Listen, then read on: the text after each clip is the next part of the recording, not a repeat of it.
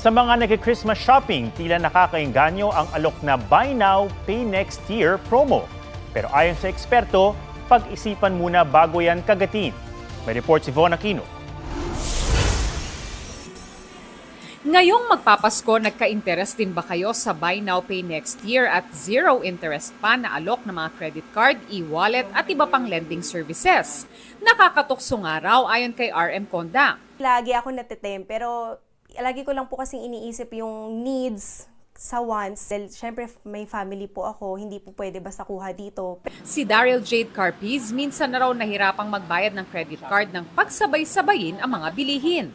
Ang aral daw sa kanya, huwag masyadong maluho yun. Ayon sa isang financial expert, ang Buy Now Pay Later scheme dapat pinag-iisipang mabuti. Pinipilit kanyang bilhin mo na ngayon yung bagay na pwede mo namang ipagpaliban pa. Ang ginagawa actually ng nagbebenta sa'yo ay sinasanay niyang ikaw ay umutang, di ba? Kahit na kasi 0% yan, buy now, pay later, walang patong, utang pa rin yan. Mas mainam daw na gamitin ang credit card sa mga bagay na productive o kumikita tulad ng negosyo.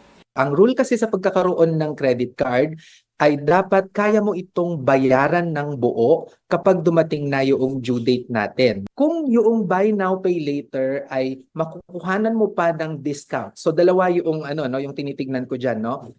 Dapat walang interest at kung kaya mo pang i-push, may discount kang makukuha kapag magba-buy now, pay later ka, then that's a good deal. Para hindi raw mag-overspend ngayong Pasko, maging masaya sa simpleng bagay. Iwasang mangutang sa pagsashopping.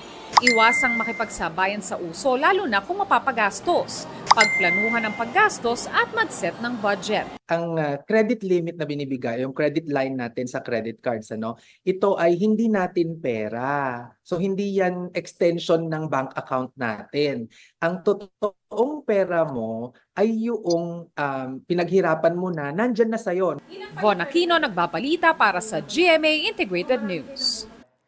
Huwag magpahuli sa mga balitang dapat niyong malaman. Mag-subscribe na sa GMA Integrated News sa YouTube.